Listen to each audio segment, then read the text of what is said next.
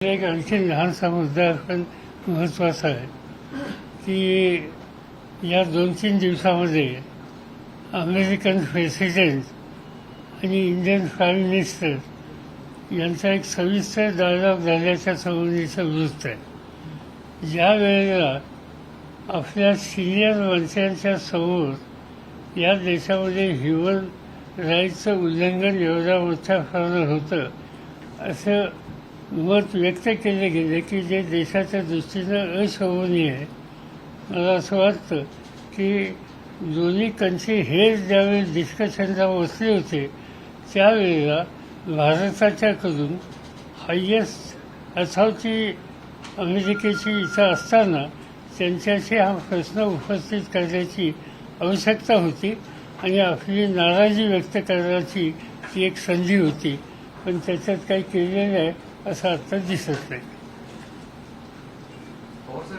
सगळ्यांचं असं लक्ष तुमच्या प्रेसच्या माध्यमातून येत आहे की काल राज ठाकरेंची सभा झाली आणि त्याच्यामध्ये सर्वाधिक टार्गेट जे होतं टीकेचं होती की राष्ट्रवादी आणि राष्ट्रवादीचे नेत्यांवर विशेषतः राष्ट्रवादीला प्रत्येक त्यांनी वक्तव्य केलं. जातीयवादी पक्ष ही सगळ्यात जास्त चालना तुम्ही दिली अशा स्वरूपाचा आरोप राज ठाकरेंनी केला होता.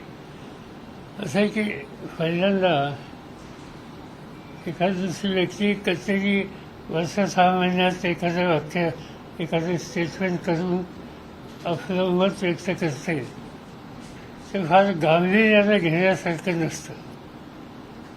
पण जर तुम्ही प्रश्नच विचारला आणि त्याच्यात 2-3 मुद्दे आले त्यामुळे आता मला थोडंसं त्याच्यावर सांगावं लागेल. 2-3 गोष्टी माझ्या वाचण्यात आल्या आजच्या सकाळच्या वृत्तपत्रात आणि टेलिव्हिजनवर की एक आनंद आहे की त्यांनी शिवाजी महाराजांचं नाव मी घेतलं आहे अशा प्रकारचा एक उल्लेख त्या ठिकाणी केला. 2 दिवसांपूर्वी मी अमरावतीला होतो आणि जर तुम्ही तुमचे तिथं सहकारी कोण असतील त्यांच्याकडून माझं अमरावतीचं भाषण हे जर मागवलं तर त्याच्यामध्ये शिवाजी महाराजांचं योगदान याच्यावर माझं कमीत कमी 25 मिनिटाचं भाषण होतं. अनेक गोष्टी त्याच्यामध्ये मी सांगितल्या. अर्थात म्हणजे सकाळी उठल्याच्या नंतर वृत्तपत्र वाचायची मला सवय पण त्यासाठी मला लवकर उठावं लागतं अशी.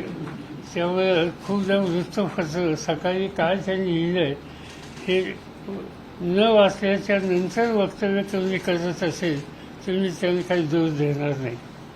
दुसरी गोष्ट अशी आहे की त्याच्यामध्ये त्यांनी सांगितलं की फुले आंबेडकर शाहू यांचाच उल्लेख केला जातो. त्याचा अभिमान आहे मला. आणि दुसरी गोष्ट एक माहीत असली पाहिजे की या राज्यामध्ये म्हणजे मी महाराष्ट्रापुरतं सीमित बोलतोय की या राज्यामध्ये शिवछत्रपतींच्या संबंधीचं सविस्तर वृत्त काव्याच्या माध्यमातून पहिल्यांदा कुणी लिहिलं असेल तर महात्मा ज्योतिबा फुल्यांनी लिहिलेलं आहे. आणि त्यामुळं फुले काय आंबेडकर काय किंवा शाहू महाराज काय ते शिवछत्रपती आणि शिवछत्रपती यांच्याबद्दल अति आस्था असलेले असे हे सगळे घटक आहेत. आणि महाराजांच्याकडचा आदर्श लक्षामध्ये घेऊन आपल्या हातातल्या सत्तेचा वापर हा कसा करावा यासंबंधीची भूमिका तिघांनी मांडली. आणि म्हणून या तिघांच्या संबंधीचा उल्लेख करणं हा शिवछत्रपतींच्या विचाराची मांडणी करण्याचाच भाग आहे हे या ठिकाणी मी मुद्दाम सांगू इच्छितो. आता त्यांनी काहीतरी सांगितलं. पुरंदर यांच्याबद्दल मी बोललो होतो मी काही लपून ठेवत नाही. कारण पुरंदरेंनी शिवछत्रपतींचा उल्लेख करत असताना त्यांनी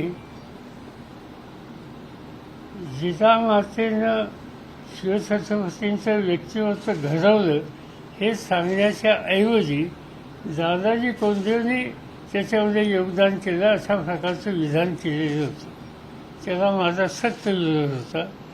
शिवाजी महाराजांचं व्यक्तिमत्व हे राजमाता जिजामातेनं कष्टानं सतत प्रशिक्षित करून उभं केलं आणि त्यामुळंच त्या व्यक्तिमत्वाचं मोठेपण ह्या पदापर्यंत पोचायला कुणाचं योगदान असेल तर ते राजमातेचं योगदान होतं. बाबासाहेबांनी त्या बाबतीत एक वेगळा लिहायचा प्रयत्न केला आणि तो योग्य नव्हता असं माझं मत तेव्हा होतं, आजही आहे. आणि त्यासाठी मी त्याच्यावर निश्चितपणाने टीका केली. आणि दुसरा गंभीर प्रश्न असा होता की जेम्स लेननं जे काही लिखाण केलं त्या लिखाणाचा आधार त्यांच्या लेखामध्ये त्यांनी स्वच्छ बनलेली आहे की ही माहिती मी पुरंदरांच्याकडनं घेतली. त्यामुळं एक गलिच्छ अशा प्रकारचं लिखाण एखाद्या रायटरने केलं आणि त्याला माहिती पुरवायचं काम कुणी केलं हे तो उघडपणाने तो म्हणत असेल आणि त्याचा खुलासा त्यावेळेला कधी पुरंदरेंनी केला नाही आणि म्हणून जर त्याच्यावर टीका टिप्पणी केली असेल तर मला त्याच्यात दुःख वाटत नाही, यावेळेस मला अभिमान वाटतो. आणि त्यामुळे याच्या बाबतीत कोणी काय म्हणलं असेल तर मला काही त्याच्याबद्दलचं फारसं सुचवायचं नाही. दुसरी गोष्ट अशी की आज खरे असताना प्रश्न काय होते, आज प्रश्न आहेत महागाईचे, आज प्रश्न आहेत किंमत वाढीचे, आज प्रश्न आहेत बेरोजगारीचे. हे सगळे जिव्हाळ्याचे प्रश्न आहेत. याच्या एकाही प्रश्नाच्या संबंधी आवाजसर कुणी बोलत नाही. ज्यांनी काल एवढं मोठं भाषण केलं त्याच्यात सामान्य जनतेच्या सुखदुःखाशी संबंधित एकही प्रश्नाचा उल्लेख नाही. ज्या पद्धतीचं राज्य आता भारतीय जनता पार्टी चालवते त्याचा उल्लेख त्या ठिकाणी यत्किंचितही नाही. आणि त्यामुळं त्या भाषणाच्या संबंधी अधिक काय म्हणायचं कारण जाता जाता त्यांनी सांगितलं किंवा सोनिया गांधींचा माझ्याबद्दलचं ते काहीतरी बोलले. सोनिया गांधींनी देशाचं प्रधानमंत्री व्हावं का होऊ नये या प्रश्नावर माझं मत जाहीर होतं. पण मला एक गोष्ट निश्चितपणानं समाधानकारक सांगायची की श्रीमती गांधींनी स्वतःहून मी सत्तेच्या या शिखरावर जाऊ इच्छित नाही, मी प्रधानमंत्रीपदाचे उमेदवार नाही हे जाहीर केल्याच्या नंतर प्रश्न संपला. मतभिन्न अवस्था होती ती काँग्रेसची नव्हती, सोनिया गांधींची व्यक्तिगत नव्हती. प्रधानमंत्रीपदाच्या संबंधीची जी चर्चा होती त्या चर्चेच्या संदर्भात होती. पण ती चर्चाच आणि त्याचं स्पष्टीकरण सोनियाजींनीच केल्याच्या नंतर आमचा वादाचा विषयच राहिला नाही. आणि त्यामुळं त्यानंतर एकत्रित येऊन काही करावं अशा प्रकारची सूचना ही अन्य सरकारांनी केल्याच्या नंतर आम्ही एकत्र झालो. आजही आहोत. आज महाराष्ट्राच्या राज्यामध्ये सुद्धा सत्तेमध्ये काँग्रेस, राष्ट्रवादी, शिवसेना हे सगळे एकत्र आहेत. आणि त्यामुळं ही भूमिका काही मी ऐन वेळेला बदलली किंवा कारण नसताना बदलली नाही. अर्थात एकच आहे की पुन्हा हाच प्रश्न आहे की हे जे सगळं त्या काळात घडलं ह्याचं सविस्तर वाचन केलं असतं तर कदाचित अशा प्रकारचे उद्गार काढले गेले नसते. आणि तिसरा प्रश्न त्यांनी एक जाता सांगितलं किंवा हा पक्ष त्यांनी स्वतःच्या पक्षाबद्दल काय म्हणायचा हा त्यांचा अधिकार आहे. पण त्यांनी एक गोष्ट सांगितली की आम्ही हा पक्ष आमचा संपवणारा पक्ष आहे, संपवणारा पक्ष आहे. ते ठीक आहे, ते म्हणतात ते खरं आहे. आणि त्यांचा ते संपवणारा पक्ष याची नोंद महाराष्ट्राच्या मतदारांनी योग्य घेतली आणि त्याच्यामुळं या पक्षाला त्यांनी विधिमंडळामध्ये एकसुद्धा जागा दिली नाही. याच्यातून मतदारांनी यांची ओळख योग्य पद्धतीने केली आहे. सहसा लोक जातात, सभा मोठ्या होतात. तुम्ही आजही सांगितलं नाही, यापूर्वी सांगितलं, त्यांच्या सभा मोठ्या होतात. त्यांच्या सभेमध्ये एक शिवरामपणाची भाषा असो किंवा नकला असो किंवा धाडी वगैरे असे उल्लेख असो, त्या सगळ्या गोष्टीच्या संबंधी एक कर्मणूक होते. त्यामुळे लोक जातात, नाही असं नाही. आता त्यांनी एक गोष्ट माझ्याबद्दल आणखीन सांगितली की मी नास्तिक आहे म्हणून. मी माझा धर्म किंवा देव याच्याबद्दलचं प्रदर्शन कुठं करत नाही. मी आता 13-14 वेगळ्या निवडणुकीला उभं राहिलो. माझा निवडणुकीचा नारळ कुठं फुटतो हे वाराणसीच्या लोकांना जाऊन चौकशी करा. एकच ठिकाण आहे, एकच मंदिर आहे, त्या ठिकाणी होतो. त्याचा आम्ही कधी गाजावाजा करत नाही. पण दुसरी गोष्टसुद्धा आहे की माझ्या पुढं काय आदर्श आहेत आणि त्या आदर्शामध्ये प्रबोधन काळ ठाकरेंचा आदेश आहे. प्रबोधन काळ ठाकरेंचं लिखाण तुम्ही वाचलं तर या संबंधीचं सविस्तर मार्गदर्शन तुम्हाला होईल. प्रबोधनकारांनी देवधर्म याच्या नावाने वादात मांडणाऱ्या ज्या प्रवृत्ती आहेत त्याच्यावर प्रचंड टीका टिप्पणी केलेली आहे. याचा अर्थ त्यांनी अनादर असं नाही, पण त्याचा गैरफायदा घेणारा कोणी जर घटक असेल तर त्याला ठोकून काढायचं काम हे प्रबोधनकारांनी केलेलं आहे. पण प्रबोधनकार याच्याबद्दलचं लिखाण आम्ही लोक वाचतो, सगळेच वाचतात, कुटुंबातले लोक वाचतात असं नसावं. आणि त्यामुळं मला असं होतं की अशा प्रकारची विधानं केली गेली याचं आपण अधिक बोलायची आवश्यकता नाही.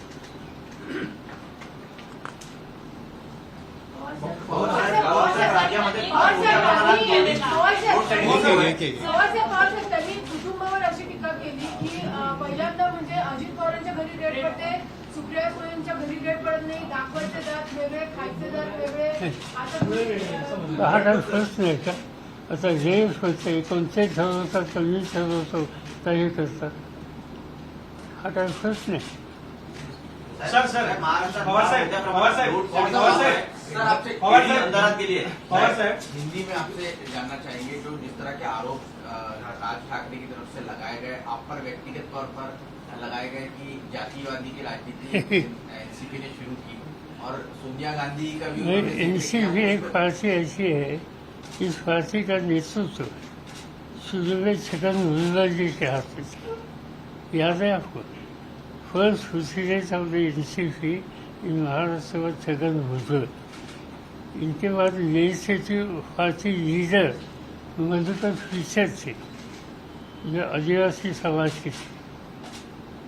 इसके बाद पार्टी के वहाँ का नेतृत्व की जिम्मेदारी धनंजय मुंडे के पास थी. धनंजय मुंडे देखिए, ओबीसी छगन भुजबल देखिए, कहने की जरूरत नहीं. मधुकर राव फीचर देखिए, सभी को मालूम है ट्राइबल नेता है. जिस पार्टी के सभी नेतृत्व करने वाली जिम्मेदार जगह पर इस तरह के लोग आते हैं, जिम्मेदारी लेते हैं और इस पार्टी के लीडरशिप और पार्टी को कम्युनल कहना, इसे कोई जवाब देने की आवश्यकता मुझे लगती नहीं. त्यामुळे जातीय दंगल घडण्याचेही एक प्रकार प्रमाणे असे भाषण करतात. आता धर्मात एकमेकांमध्ये पेच निर्माण करण्याचा प्रयत्न करतात. कसं बघता? कारण आपण एवढ्या विषय नॅशनलिस्ट पक्षाचं राजकारण बघता, काँग्रेस पक्षाचं राजकारण बघता आणि युपीएचं राजकारण बघता. असे धर्मांतर राजकारण कधी झालं नाही, असे भाषण झाले नाही, परंतु आता असे व्हायला लागले.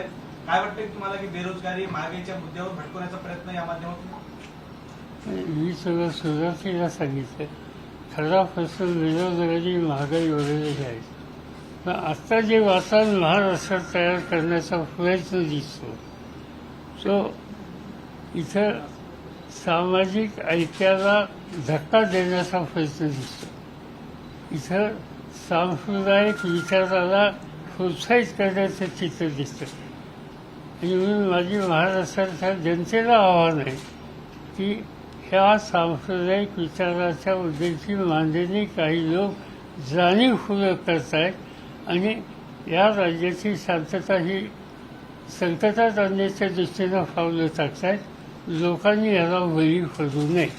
कि कल राज ठाकरे ने अपने रैली में बात करते खुलेआम एक थ्रेट दिया महाराष्ट्र सरकार को कि मैं आपको 3 तारीख तक की एक मुदत देता हूं, आप ये जो लाउड स्पीकर है मस्जिदों के ऊपर वो निकालिए.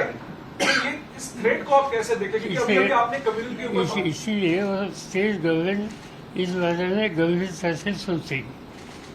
महाराष्ट्रामध्ये ग्रामीण भागात मोठ्या प्रमाणात लोड शेडिंग सुरू आहे. अख्खीची अख्खी गावं अंधारात गेली आहेत. शाळांचा पण विजेचे प्रश्न काही असा- प्रश्न आहेत, कोळशाचे काही प्रश्न आहेत, पण ते प्रश्न सोडवायचा या सरकारचा सातत्यानं प्रयत्न. काही ठिकाणी आम्हा लोकांची सुद्धा मदत घेतली, कोणाची ओला, कुणाच्याकडनं काही जादा वीज मिळेल का, कोळसा मिळेल का, आणि त्या तासनचा स्वरूप चालवतात आणि अन्य कारणे आहेत. त्या सगळ्याचा परिणाम हा आहे. पण आपण अपेक्षा करूया याचा मार्ग निघेल. पवार साहब ऐसे कह रहे कि राज ठाकरे अचानक बहुत ज्यादा एक्टिव हो गए हैं भाषण में। आज महाविकास आघाड़ी सरकार के खिलाफ, आपके खिलाफ, एनसीपी के खिलाफ बहुत ज्यादा बोल रहे हैं। तो शिवसेना कह रही कि बीजेपी की प्लान सी और प्लान बी की टीम है। ये सीधी बात है, उनके पूरे स्पीच में भारतीय जनता पार्टी इनके बारे में एक लफ्ज भी आया नहीं, और टोटल टारगेट उन्होंने कुछ किया, ठीक है, उनका अधिकार है, मगर उनके ऊपर जो कुछ जिम्मेदारी शायद बीजेपी ने दी होगी, वो दिखाने का एक मौका कैसी पब्लिक मीटिंग में हमें मिले। क्या जिम्मेदारी होगी आपके हिसाब से? बीजेपी ने क्या जिम्मेदारी होगी, आपको क्या लगता है क्या जिम्मेदारी होगी राज ठाकरे को? अब क्या उनका अंडरस्टैंडिंग क्या है मुझे मालूम नहीं, और सर, एक मगर शब्द एक मिनिट. एक शब्द त्याच्याबद्दल बोलत नाही की याचा अर्थ काय. महागाई योगी असताना, बेरोजगारीचा एवढा प्रश्न असताना, किंमतवाढच्या मुद्द्याची संबंध देशात चर्चा होत असताना एखादा राजकीय नेता जो स्वतःला म्हणतो तो एक शब्द सुद्धा बोलत नाही, याचा अर्थ काय. पवार साहेब, काल राज ठाकरे यांनी बोलताना एक उल्लेख केला तो ईडीच्या संदर्भामध्ये की पवार कुटुंबियांमध्ये अजित पवारांना ईडीची चौकशी होते, आयटी विभागाची होते. हा काय प्रश्न आहे काय? नाही साहेब, पण हा काय आपण प्रश्न आहे? उपस्थित केलेला आहे. म्हणजे काय प्रत्येकाच्या घरात तेजीने गेल्यावर त्यांची भूमिका योग्य असं म्हणायचं तुम्हाला. नाही नाही, मुळात म्हणजे असं आहे, काहीतरी चायनीसारखं त्यांनी भाषण त्या ठिकाणी केलं, त्याचा काय उल्लेख करायचा.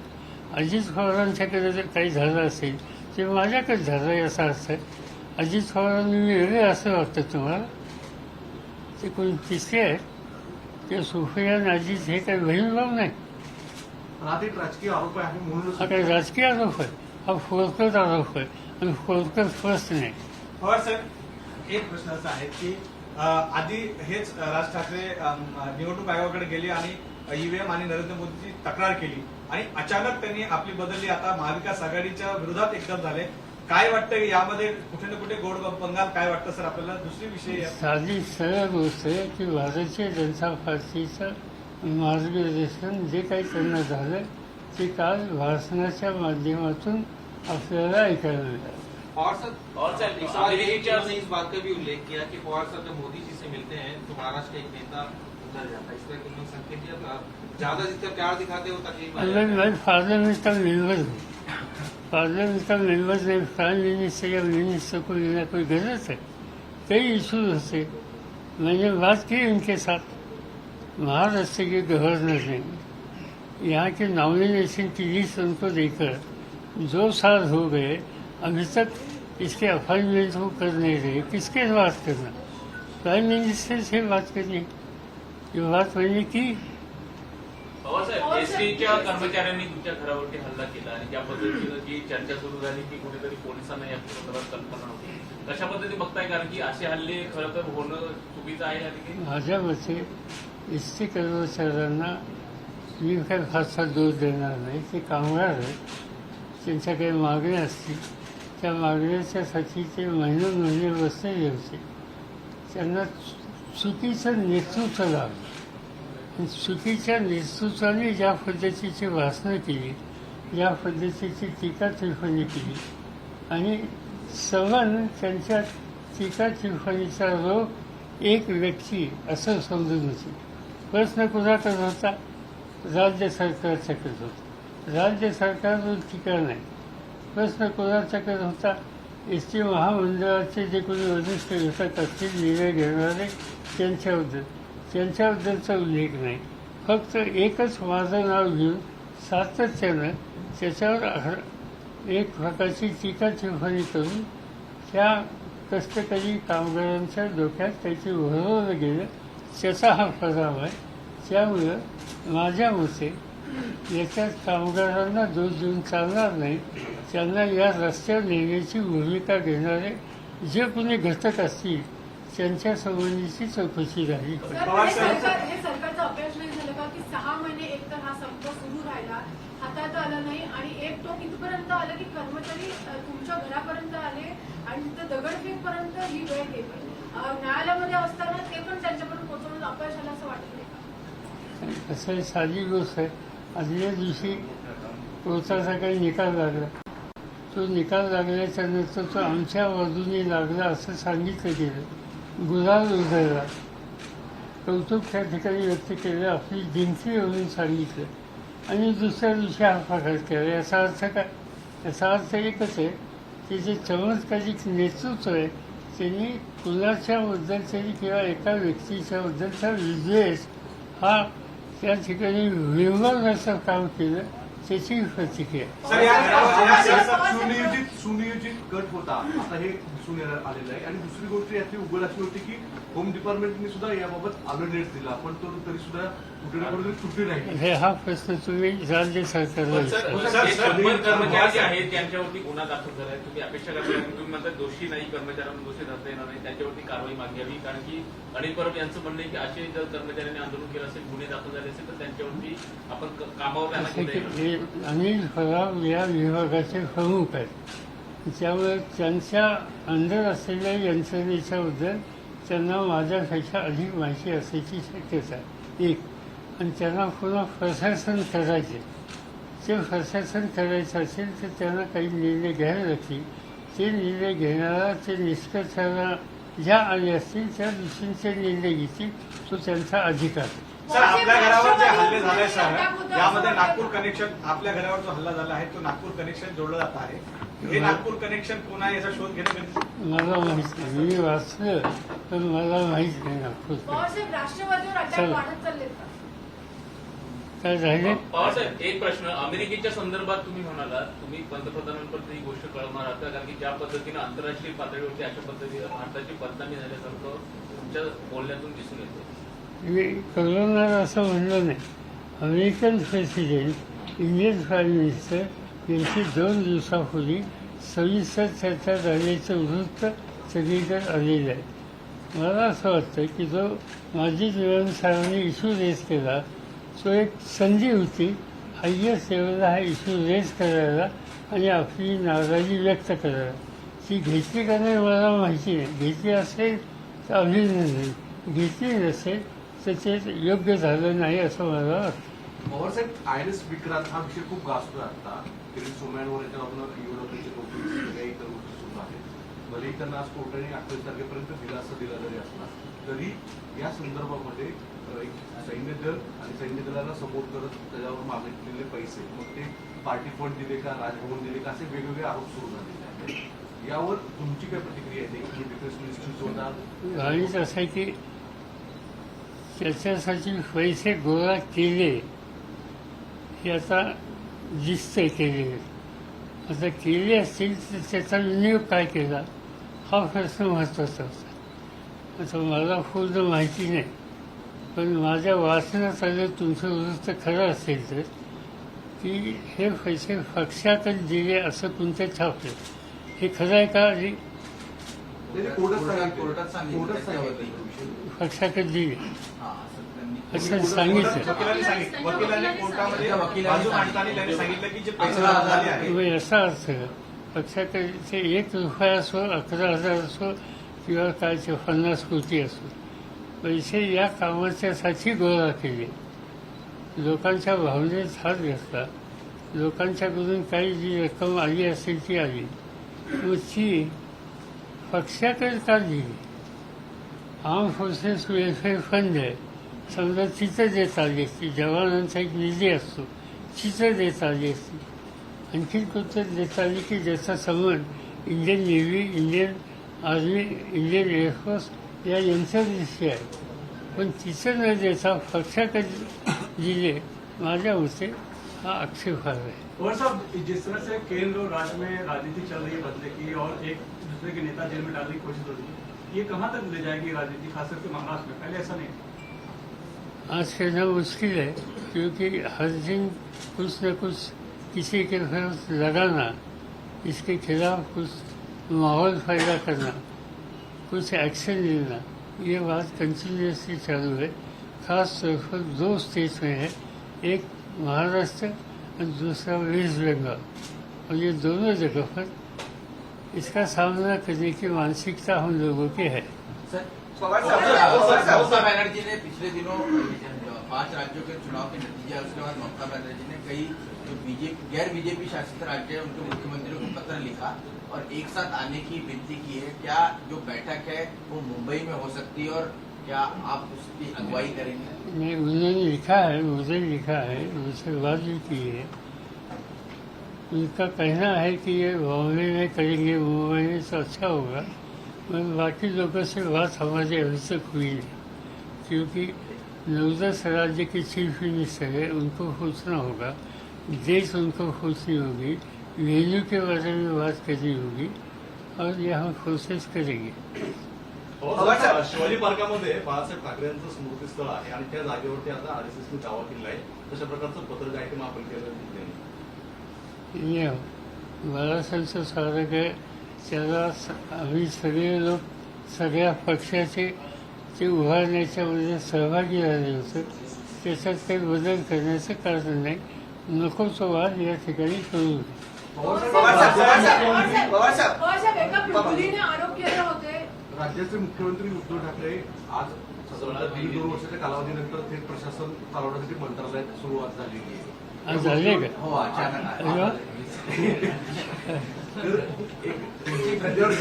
कारण की याच्यावर खूप आरोप होत होते की मुख्यमंत्री वर्षाच्या बाहेरच जात नाही. बेसिकली त्यांची तब्येत ठीक नव्हती, ते एक कारण होतं. आणि मी अनेक राज्यात बघतो की मुख्यमंत्री हे अनेक वेळेला घरी बसून निर्णय घेत असतात. घरी सेक्रेटरीच असतं आणि आपल्याकडे तसं सेक्रेटरीच वर्षावर आहे. आणि त्यामुळं ते आले नाही आले याचा अर्थ राज्याचा कारभार थांबलेला नाही. राज्याचा कारभार चालला आहे. त्यांच्याकडे ज्या फाईल्स असतात त्या वेळेवर क्लिअर करतात, निर्णय घेतात, आणि त्यामुळं त्याच्याबद्दलची चिंता माझ्या मनात नाही. पण ते इथं मध्यंतरी त्यांच्या आरोग्याच्या प्रश्नामुळे काही मर्यादा होत्या, त्या कमी झालेल्या दिसतात. ते आलेच मला आनंद आहे. दर सोमवारी लोकशाही दिन म्हणून साजरा होतो आणि अनेक लोक मुख्यमंत्र्यांकडे आपला विषय घेऊन येतात. मुख्यमंत्री मंत्रालयात येत नव्हते, त्यामुळे अनेकांची अडचण झाली. तुम्हाला अपेक्षा आहे की आता कंटिन्युटी राहील? मला असं कळलं की उपमुख्यमंत्री वगैरे हे अशा कामाला भरपूर वेळ देतात. त्यामुळे अनेकांचे जे प्रश्न CM जाणार असतील ते दिवशी CM मानतात. आणि माझी माहिती असेल, नक्की नाही, तुम्ही कन्फर्म करा की त्यांची कामाची सुरुवात सकाळी 7-8 वाजल्यापासून होते. पवार साहेब, 11 राज्यांचे मुख्यमंत्री आपल्यासोबत भेटून एक विरोधी पक्षांना सक्षम करण्याचा असं तयारी सुरू आहे. याबाबत काय भूमिका आहे? कारण युपीएला आणखी मजबूत करण्यासाठी तुमची असं की ते 10-11 राज्याची बैठक बोलावी हे ममतांनी सुचवलंय. ती अजून बैठक आम्ही बोलवलेली नाही. त्या बैठकीत ही चर्चा होईल आणि त्यानंतर ते निर्णय होईल. शेवटचा कम्युनल टेंशन की बात की, लेकिन अगर हम पिछले 2 दिनों की बात देखें तो मुंबई में 2 ऐसे वाकये हुए, एक मानखुर्द में और एक मालवनी में. और मालवनी के वाकये में FIR अगर हम देखें तो उसमें बजरंग दल और बीजेपी के नेताओं के नाम आ रहे हैं. तो आप जब कहते हैं कि कम्युनल वायलेंस हो सकता है या उसकी तरफ लेके जा रहे हैं, इन दोनों वाकये को आप कैसे देखते हैं जो मुंबई में हुए? नहीं, कोई भी यहाँ के कम्युनल माहौल पैदा करने के लिए कोई कोशिश करेंगे, कदम उठाएंगे, तो कोई भी हो, कौन से भी पॉलिटिकल आइडियोलॉजी इसके प्रति नहीं हो, स्टेट गवर्नमेंट को सख्ती से कदम उठानी होगी और लोगों को शांति भाईचारा की स्थिति जो है यहाँ की वो कंटिन्यू होगी, इस पर ध्यान देना होगा. पवार साहब थर्ड फ्रंट की बात हो रही है और हमेशा देखा जाता है कि कांग्रेस सबसे आगे रहती है. तो क्या आपको एक एनसीपी और जो बंगाल में जो राजनीति हो रही है ममता बनर्जी उसके साथ मिलना चाहिए? क्योंकि कांग्रेस की जो नेता है खुद अपने आला नेताओं से नाराज है. सोनिया गांधी, राहुल गांधी. नॉन बीजेपी इकट्ठा करने की प्रोसेस जो हम करना चाहते हैं, इसमें कांग्रेस को लेकर आगे जाना चाहते हैं. कांग्रेस को नजरअंदाज करना ठीक नहीं होगा, मेरा कंसिडर भी है. लेकिन पवार साहब नाराज लोग सोनिया गांधी और राहुल गांधी के नेतृत्व से नाराज. उनका कहना है कि उनकी नेतृत्व में आगे नहीं बढ़ पा रहे लोग ये। देखेंगे ना अभी नेतृत्व की बात वहाँ कुछ की है, ऐसा हम बात करेंगे, डिस्कस करेंगे। पहले हम लोग बैठे तो लो, अभी तक हम बैठे भी नहीं। नमस्कार, मैं हूं मानक गुप्ता। अगर आपको हमारा ये वीडियो पसंद आया हो तो इसे लाइक और शेयर जरूर करें, और हाँ, हमें सब्सक्राइब और फॉलो करना ना भूलें ताकि आप देश और दुनिया की कोई खबर मिस ना करें। तो जुड़े रहिए हमारे साथ और देखते रहिए न्यूज़ 24।